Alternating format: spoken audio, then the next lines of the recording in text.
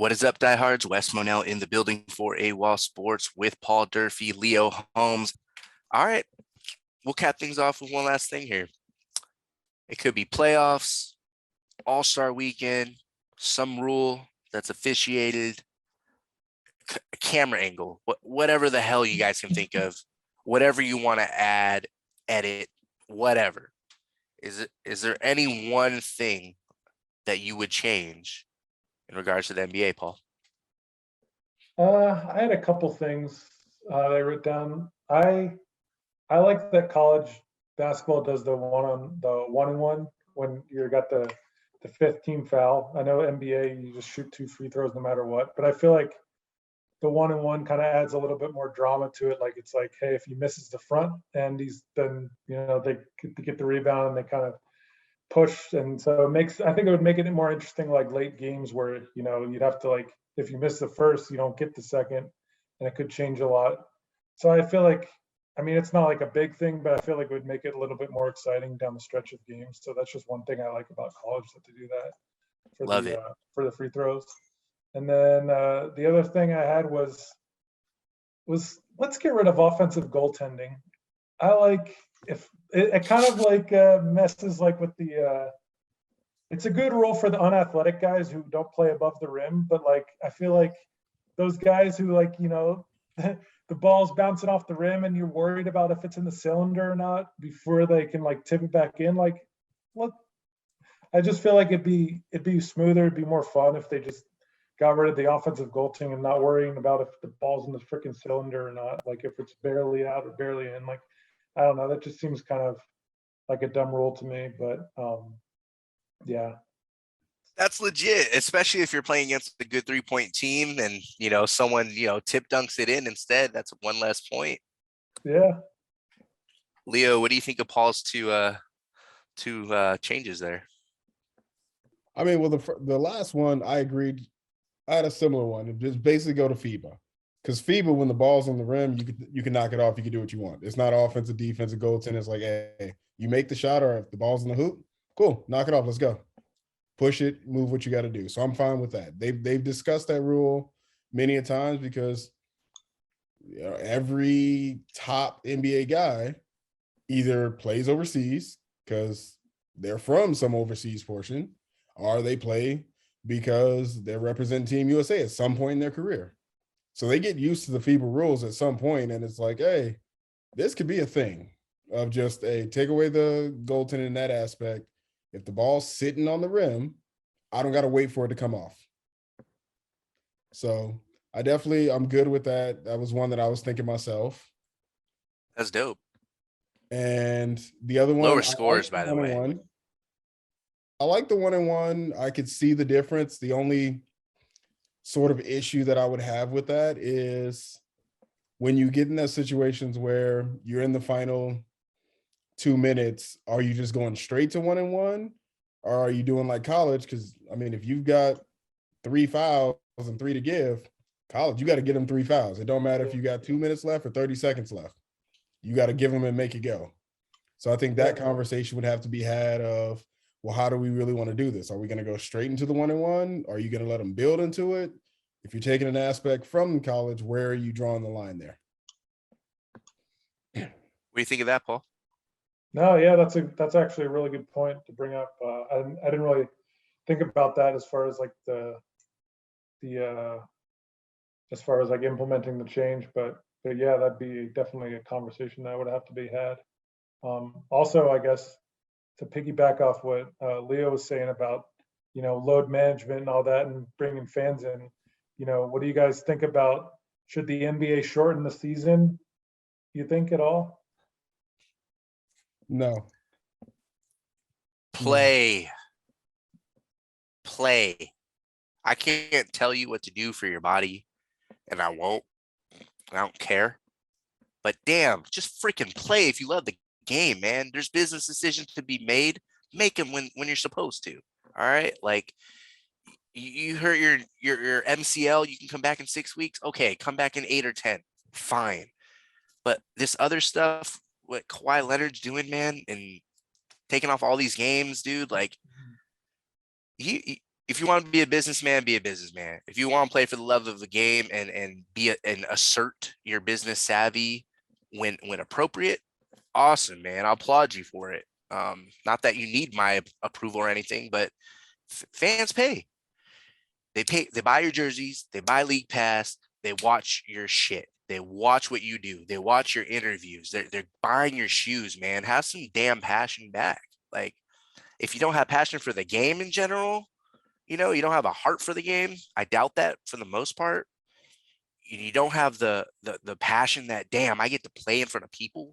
I get to do this and make money instead of having to figure some other thing out to have to get a normal job. Come on, man. Like, one of those things has to pull on your strings a little bit. So go get your paper, take care of your body, do what you have to do. But come on, man. I may be sounding old, but it's a generational thing. It just is. I don't know if it's smart for business. Maybe you guys can shed a light on something. That's just how I see it. I'm like, you love the game. Do you appreciate what you're really doing? All right, cool. Do your thing until you can't. What do you think, Leo? Oh, it's definitely, it's a brand now. It's not what it was before, because if you look at what it was before, think of Lionel Hollins' hands. You think that many NBA players really want to have that type of impact on their life? Think of a lot of the older guys when you see them walking around. Most of them you never even see standing up straight. They're always hunched. They're always at an angle. Your body is only going to last you so long. And it's not like the league is sitting there saying, we're going to take care of you years and years after you retire. Because if that was the case, a lot of these guys wouldn't be in situations that they're in now. So I get making a decision to protect yourself and whatnot. To shorten the season, no. I mean, you've got guys like LeBron, Damian Lillard, Chris Paul, guys who figured it out of, hey, you know what? It's treating my body a certain way. I need to have rehab. I need to have massage therapists. I need to do this. I need to do that. Whatever it is that you need to do to get yourself where you need to be. Yeah. How many people you think really want to be walking around where 3 fingers go in 4 different directions? Like, you ask him for directions and you really don't even know what he's saying. You're going to head right around there. Right around where? Which finger am I looking at? You don't know. But that's the game. Sam Mitchell's hands were messed up. Like, there's guys who were just ruined physically. Back to the ref thing though, because that one thing sat in my hand, and yeah, there you go. Football. Just, yeah. And the NFL doesn't protect you for only a few years after you retire. They don't do medical for the rest of your life. But for the ref thing, the only thing I was going to add on there was I would change challenges. I'm a big component. If I challenge something because you got the call wrong, if I get it right, don't fault me and take my challenge away. Like when Kevin Durant ran out of bounds when he was with the Warriors, almost everybody remember this thing, this dude taking like 4 steps out of bounds and when nobody looking like that was in bounds. I was like, okay, so I challenged this and I win the challenge, but I can't challenge nothing else because you blind and missed this dude taking 4 steps way out of bounds. Like, if I win the challenge, let me keep my challenge. Treat it like the NFL, if you will. You'll get 2 challenges, and if you get the first 2 right, you get a third. I don't care. But having 1 challenge in a game, it makes it a true business decision. Because as a coach, I'd have 3 rules when it came to challenges. 1, I see you do this, you better be named LeBron James, Steph Curry, or one of them dudes. Because if not, you sitting on the bench right along with me. 2, in the first half, we ain't challenging nothing. You got 3 fouls, you sitting down. You ain't going to be at risk of getting a 4th. Like, I'm just not running that at all. And then in the second half, it's when am I going to challenge? When I feel in the 4th quarter, it actually matters. We ain't challenging in the 3rd quarter. We ain't challenging in the first half. It's 4th quarter only. Because we've seen too many games where there's that one play, that bang, bang play that'll make that difference. Oh, man, but they already used their challenge. I'm good. I love that fundamental thought to it. I'm on board with that entirely, dude. All right. Question on that then. Buzzer beater. Jordan Poole. Say it was after the buzzer, but the refs say it's good. No, they review that anyway, right? Yeah. Yeah, That's that's a an bad automatic example. review. Any Never shot that mind. goes in around the time the clock hits 0 is an It's automatic reviewed. review. Yeah. They Never even mind. Bad reviewed example. 3-point shots like Don't do it. 3 Don't minutes do it, later Paul. Don't do it. to see if their foot was on the line or not, and then they'll give him a 2. Or even if he was stepped out of bounds, they'll take away the Well, whole shot entirely. the ref has to call for that though. Like that's one of the, for the 2 versus 3, the ref literally has to point out. We want to see if he had that. The second one was the one me and Wes were laughing about because everybody in the world was like, wait, we can review to take shots away? I know. If this the case, man, hold on, who I need to call? Would you guys like a sky judge so they don't have to do all this delayed stuff, or you think it's fine the way it is, or I'd like to see the process sped up. Like, I know it's different sport, but if you watch any baseball, they're really quick with the reviews. Like, they have 10 seconds to chat to like get on the phone and see if they want to review it or not. They get their little headsets on, and then they have this little, TV team in somewhere else that tells them if it was, but it takes them literally like 10, 15 seconds on the thing. And then they're like, okay, it was no call. Like, I just feel like they need to be more efficient with their reviews. I just feel like the NBA just takes too long. And then you got the whole flagrant versus not flagrant thing. And that takes forever and it's ridiculous what they call flagrants these days. So I just feel like the efficiency of it needs to be better. how do we fix the flagrants? You want the honest answer? Any answer? The honest answer is you can't, because we live in the most litigious society ever. That's why the game has changed. You look at any sport you want, you know why it's more offensive? You know why you can't be as physical? Because former players have medical issues and things that are not being addressed. I don't care Word. what sport it is. You pull up the sport and I'll show you different players that medically are jacked up and are not getting any type of treatment from the sport in which they played. So what do? You sue. Most Fair of the leagues have the perspective. money. They just put it different places. Like the NFL is the biggest joke to me. Yeah, there's a case on Javid Best. I don't know if you guys remember the Lions running back, but Yeah, job at best. just fade to Kyle, black, stand up. under the rug. Oh, forget about his 5 concussions. He's just fade to black. Like that one always stuck with me. Javid Best, shout out right there. All right, well, to share one that I had, it'll never be a thing. It's unrealistic, but I'll share it anyway because it's a hope. My pick would be, you've heard people bring up playoff reseeding, right? Getting rid of the conference brackets in the playoffs. You make the playoffs, it's a tournament. I don't care seeing West versus West, East versus East. Just reorder them, reseed them. All right, I'm cool if it's Milwaukee Phoenix in the first round. It's Milwaukee Phoenix in the first round. A series I wouldn't have seen because there's only one scenario where I get to see Milwaukee Phoenix play, and that's in the finals. So why deprive these teams from getting to play other good teams just because, we're in the Eastern, we're in the Western? Like, in football, it's different. You can play less games in football. And there is that rivalry in football when you have divisions. I mean, maybe some fans at a Pacers Bulls games care about the rivalry. Does the rest of the world though? Like, Pacers Bulls, is that a rivalry to people? You know what I mean? Like, Bucks, like who cares? This is the league. You're selling us on superstars and individuals. So give us that. Let me see the superstars and the individuals. Don't stick in this box just because it's the way it's always been.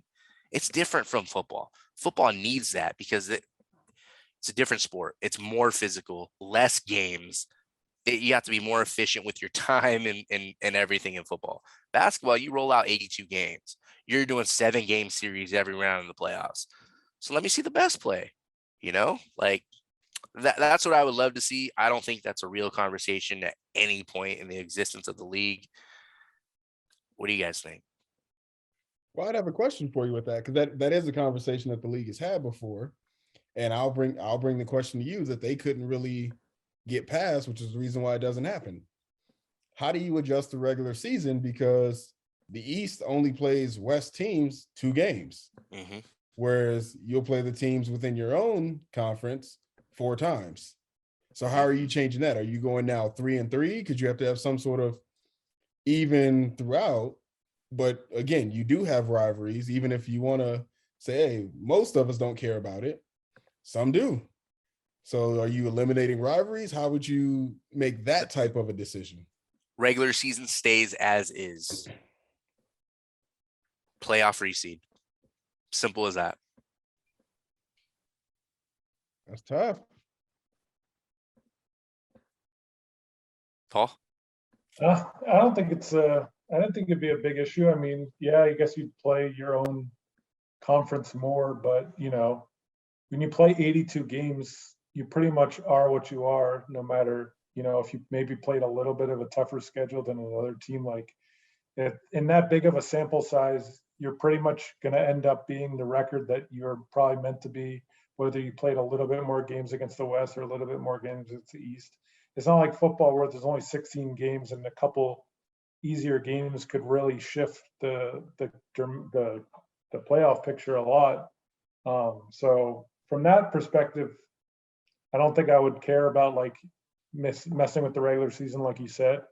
And yeah, I mean, I like the West and East thing, but I can see, how your point makes sense too. Just just kind of shuffle it up and just kind of go with it. I think that'd be an idea I'd be on board with, but yeah, I mean, that's honestly, I'd be more in favor of cutting down the playoffs to 6 teams each conference, because I think the playoffs are too damn long. Anyways, it's like 3 months, process and 7-game series. And I know it's fun as a fan, you get to watch a lot of playoff games, but man, sometimes it's just like, damn, the playoffs are just like keep going and going and going. So, it's like that whole play-in game. They got 10 teams now. It's like just pretty soon there's going to be like the whole conference makes the playoffs in some kind of play-in game, thing. So it's just like they keep adding playoff teams, even though they're like not any good or anything. But it just seems like the top 6.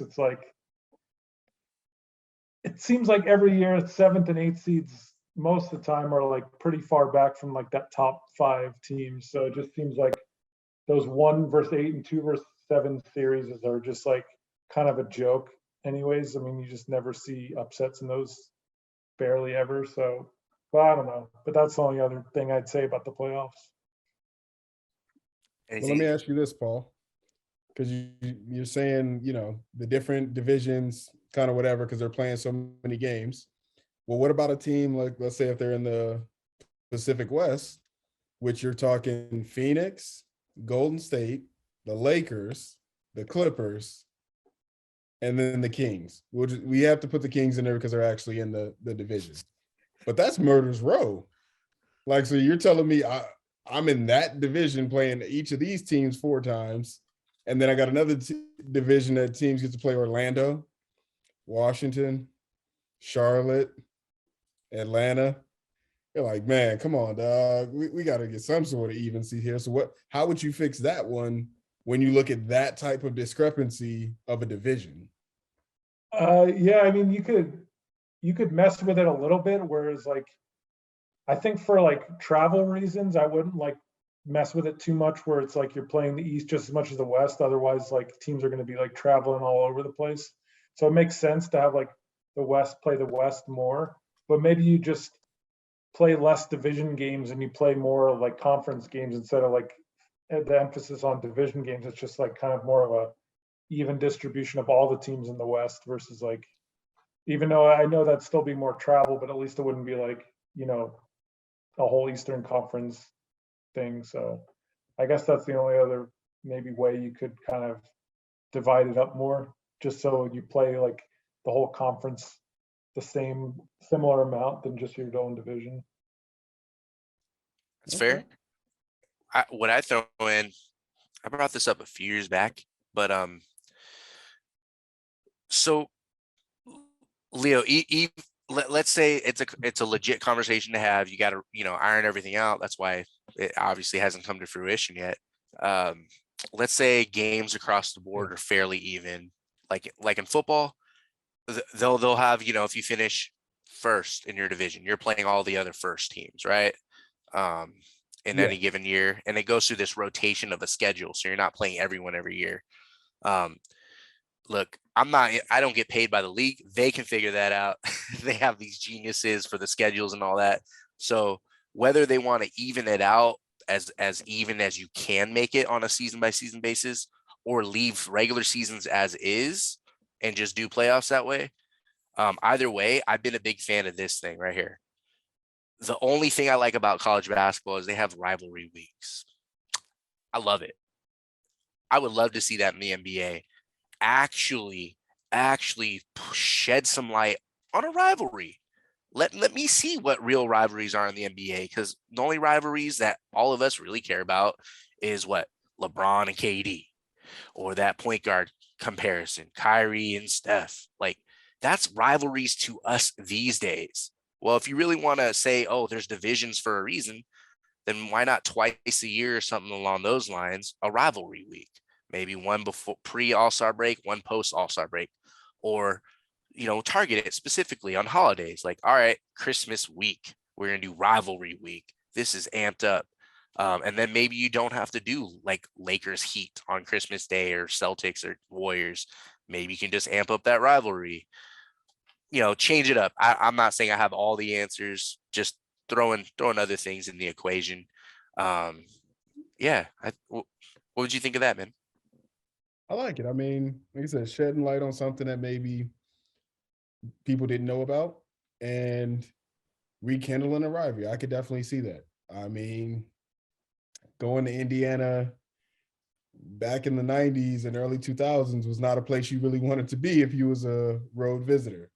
So rekindling that, where even the fans can get re-engaged, I can definitely see that difference. Because, I mean, you got a valid point.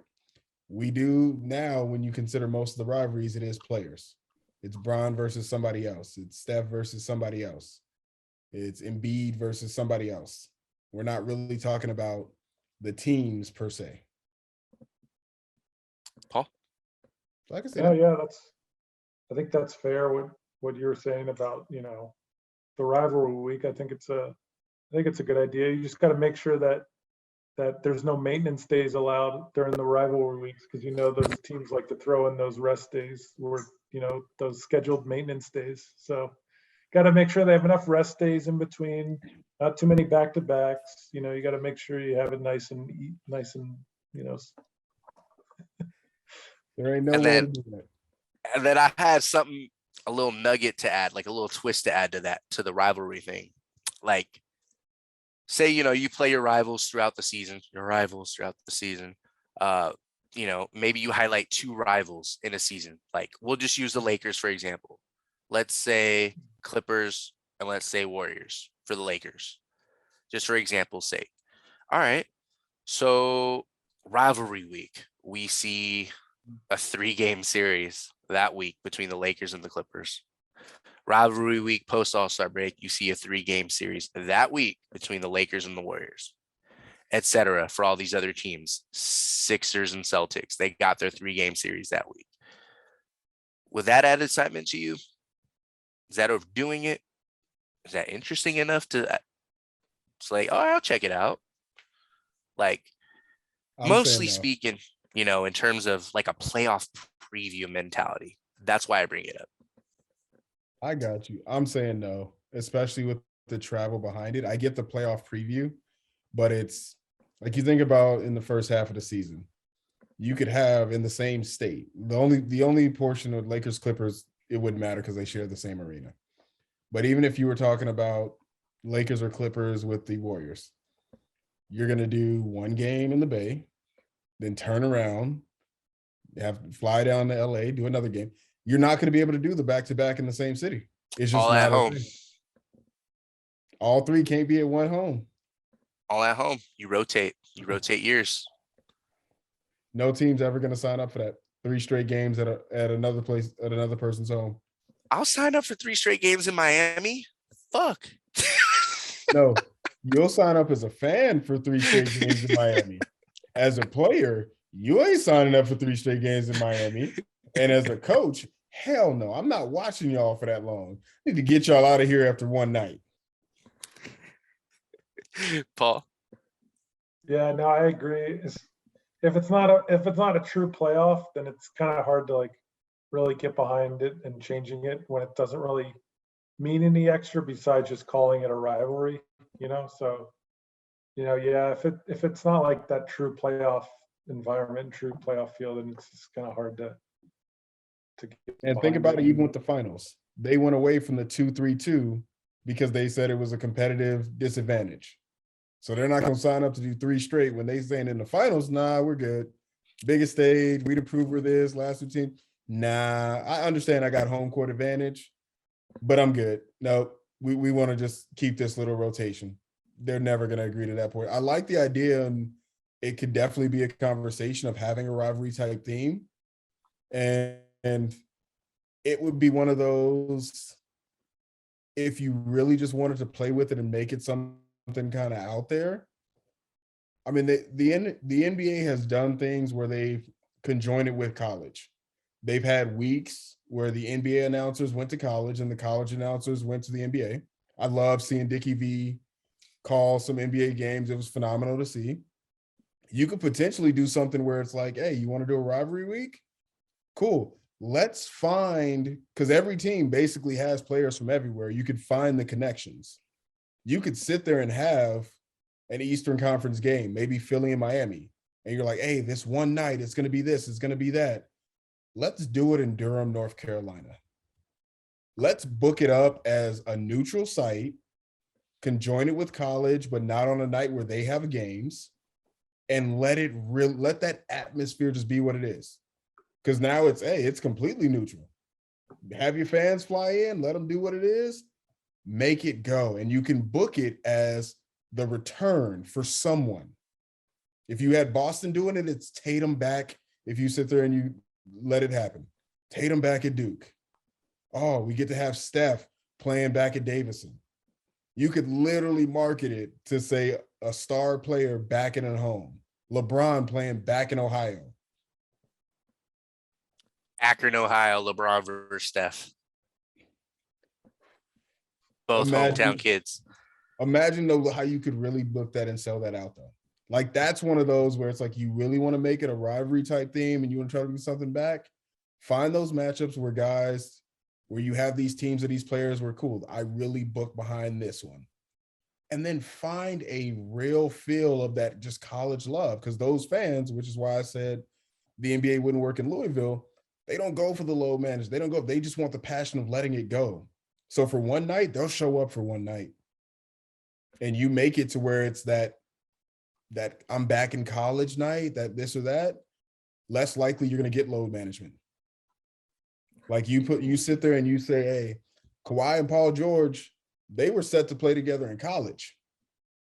You sit there and you set it up to where you're getting it at Pepperdine, where they were supposed to go and play together.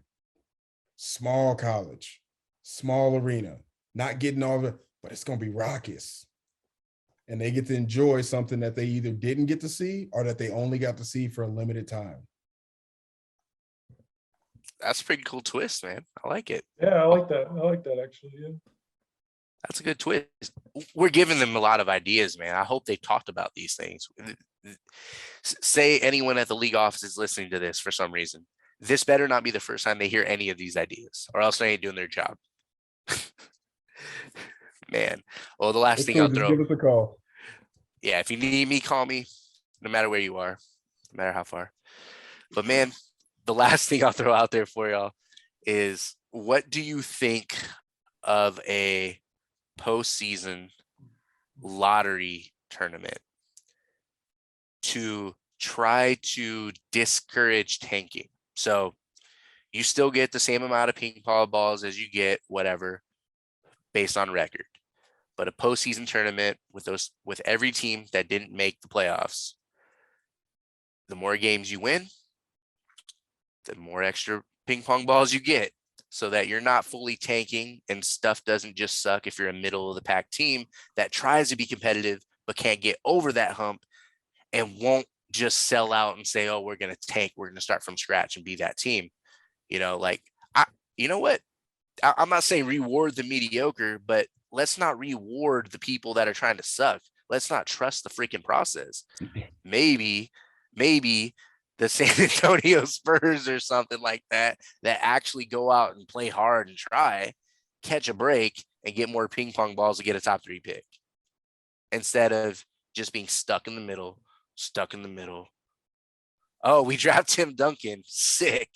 I don't know, man. I'm just saying, like, what do you think of a lottery tournament? I'm not on board, not even a little bit. Yeah. I don't like the lottery at all. I think, hey, you got the worst record, give them the pick and move it on. Because like you said, you rewarded mediocrity. You're going to sit there and you're going to get a team that was either in the play-in tournament and falls out, that goes and wins this and now ends up with the top 3 pick, or you end up with a team that missed out on the play-in tournament by a tiebreaker. Like, I mean, you know, they don't need it anyway, but let's say you did do that this season, and then the Lakers end up in this lottery tournament. Say, hey, Anthony Davis comes back. I'm actually kind of healthy. How many games you need me for? 4. LeBron, you coming back. You didn't get the scoring title, but you're going to show. How many games? 4. Okay, I think we could figure this out for 4 games against the subpar guys in the league. Now we're sitting there risking it to say, well, let's give the Lakers with LeBron James, Anthony Davis, Russell Westbrook, and a list of guys that you can sit there and name, and we're going to put you in a spot to where you can either get Paolo Banchero, check, or Jabari Smith. No, I'm good. I'm all the way good off of that. Paul, you agree, Leah? Oh yeah, for sure. You just can't. There's too many good teams that will end up not making the playoffs. That could be. Maybe you do it. Maybe there's some like the 5 bottom worst teams or something. But I don't know if you. I don't know if I love the idea of playing more games after the season's already over. I think, you know, it is what it is right now. They have, you know, certain teams get more balls, and you know the teams that have the biggest percentage don't always even win. So I don't know. It's not a perfect system, but I don't know the best way to fix it. But I don't love the idea of giving like a team that barely missed the playoffs that like a team like the Lakers a chance to get a really good pick like that. That'd be really bad, I think. Look at the Warriors. Good point. Look at the Warriors now.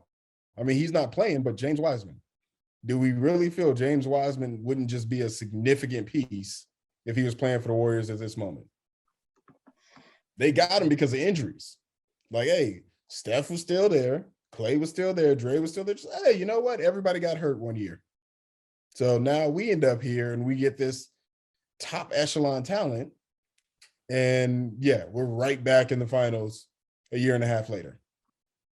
Like, the lottery is a flawed system just because look at the Knicks a couple years ago, had the worst record in the league. Didn't get Zion, didn't get Ja, ended up finally getting RJ Barrett, but you're sitting there and you go, wait, I got the worst record. Not that I was just giving up, but I was getting spanked. Like, we was fighting, but it didn't matter. And I don't get the best talent. I don't get the second best talent. I might not even get the third best talent. I might get pushed out of this and end up with a 4th or 5th pick. Yeah, it's rough because how do you fix that? You end up, I mean, whatever. I didn't call him out in another video already. You end up looking like Michael Jordan drafting picks. It doesn't work out very well. So Paul, you would keep everything as is with the lottery. Leo, it sounds like you would just give the worst team the top pick and go from there. Yeah. If you're really worrying about teams tanking, then make some sort of penalty for it. But at every other sports level, worst record gets the best pick. NBA is the only one that really pushes this lottery like this. Fair enough. Fair enough. All right, diehards. Send us what you got, man. I'm curious to listen. There's plenty of ideas out there. Some we said, some we didn't. You guys love the game too. You have your own creativity. I'll be looking forward to those if you want to share them. And we'll see you next time.